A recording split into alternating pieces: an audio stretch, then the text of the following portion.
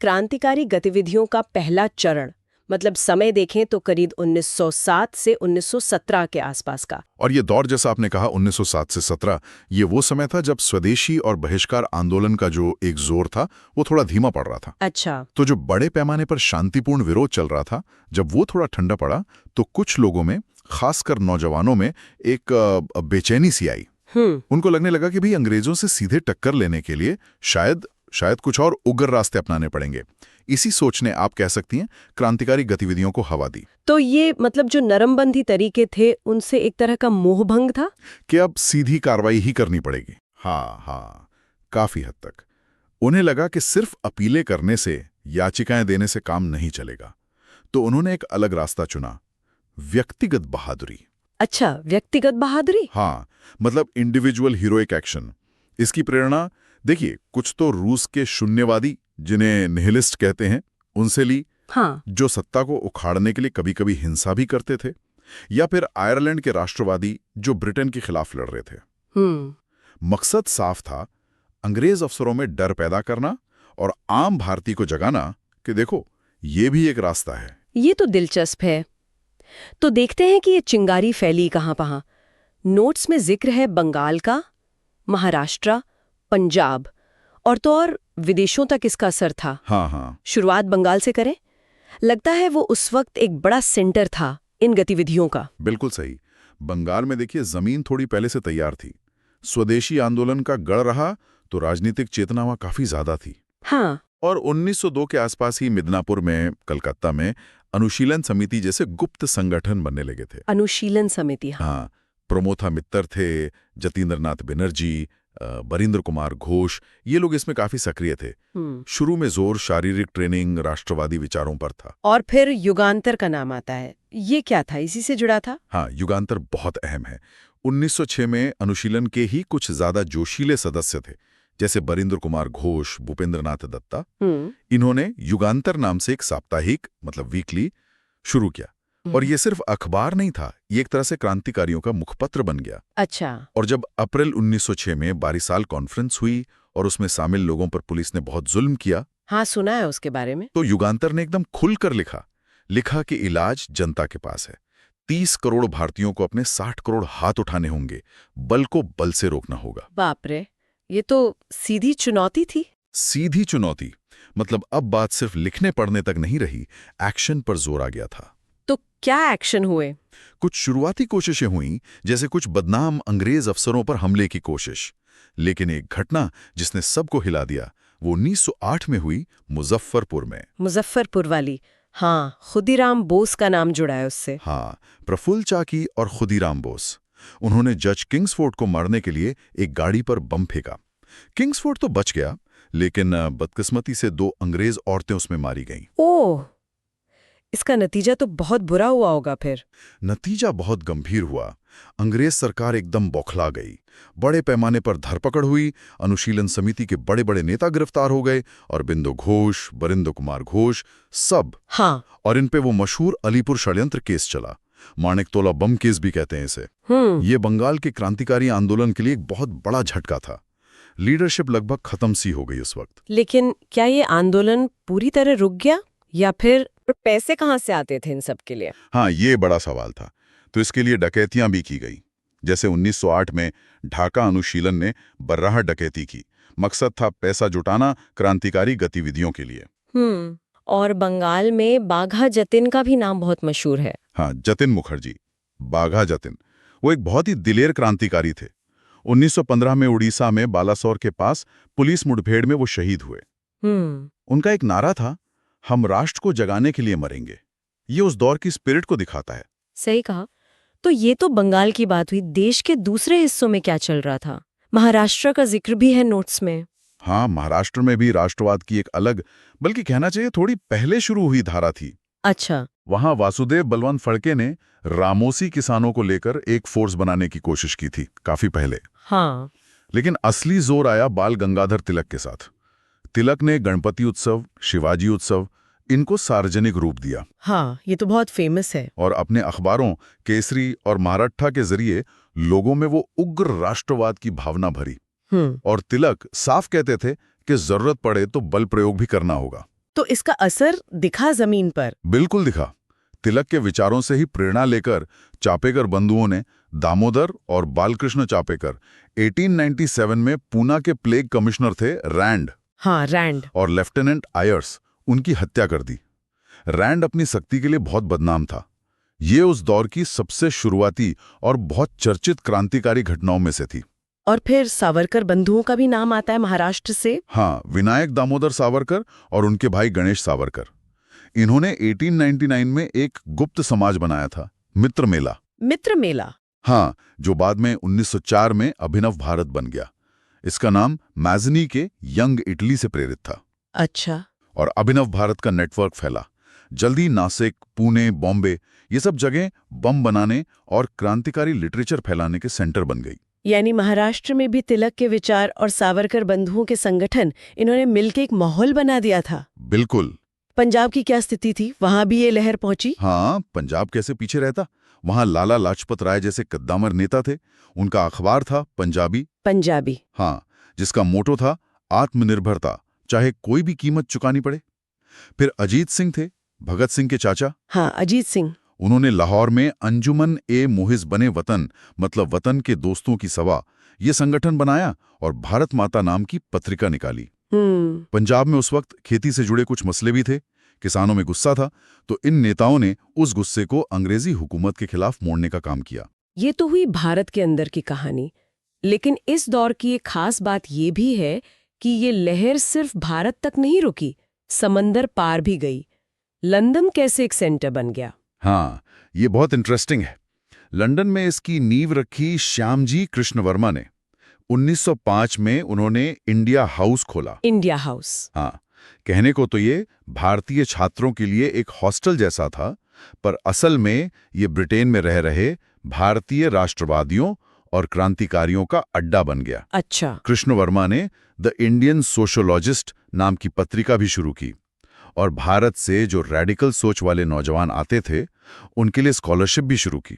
सावरकर भी लंदन जाकर India house से ही जुड़े थे। और मदनलाल ढींगरा का नाम भी यहीं से जुड़ता है फिर? बिल्कुल, मदनलाल ढींगरा इंडिया हाउस से ही जुड़े थे और उन्होंने 1909 में लंदन में ही सर कर्जन वाइली, जो इंडिया ऑफिस में एक बड़ा अफसर था, उसकी गोली मारकर हत्या कर दी। ओह, इससे तो तहलका मच गया होगा ब्रिटेन में। जबरदस्त तहलका मचा।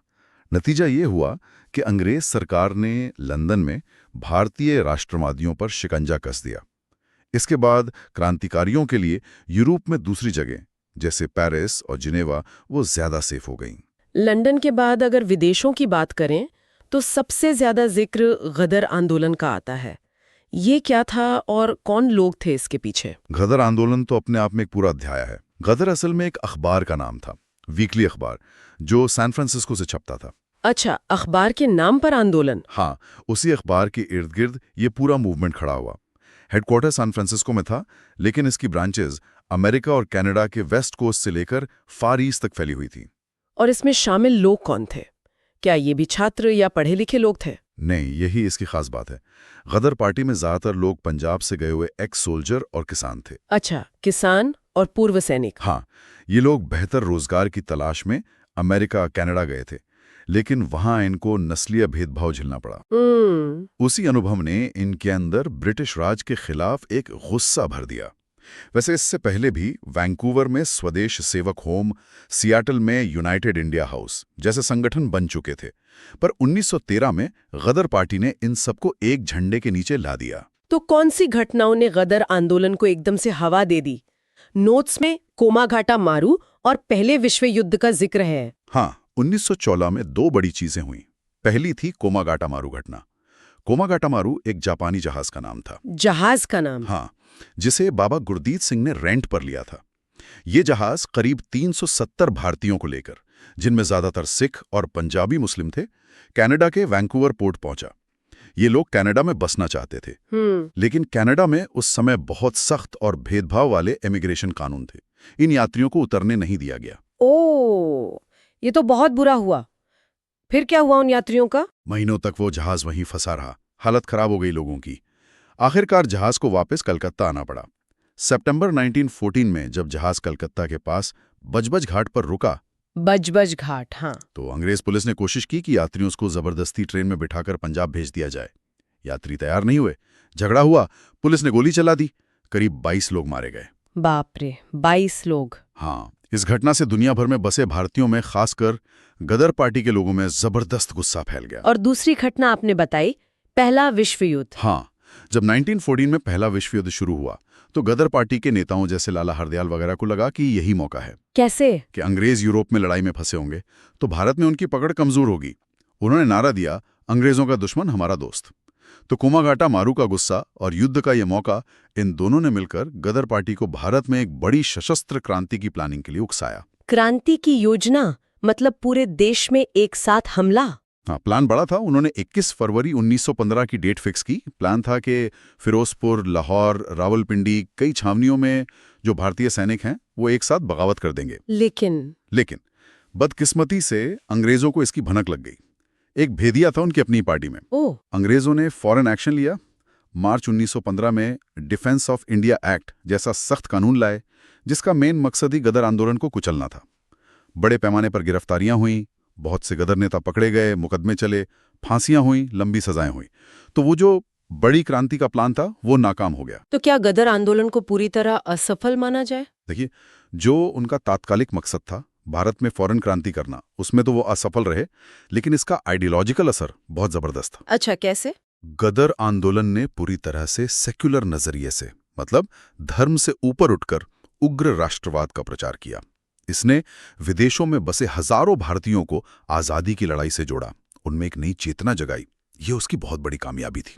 विदेशों में और भी कोशिशें चल रही थीं। बर्लिन कमेटी का जिक्र है नोट्स में। हाँ, पहले विश्व युद्ध के दौरान जर्मनी अंग्रेजों का दुश्मन था, तो कुछ भारतीय क्रांतिकारियों ने सोचा कि जर्मनी की मदद ली जाए।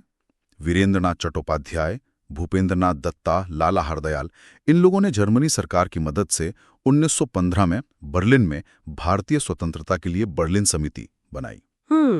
इसे जिमरमैन प्लान का भी हिस्सा मानते हैं। जर्मनी चाहता था कि भारत में अंग्रेजों के खिलाफ विद्रोह भड़के।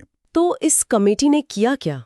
इन्होंने मिडिल ईस्ट, ईरान, तुर्की, अफगानिस्तान, इन इलाकों में अपने मिशन भेजे। मिशन?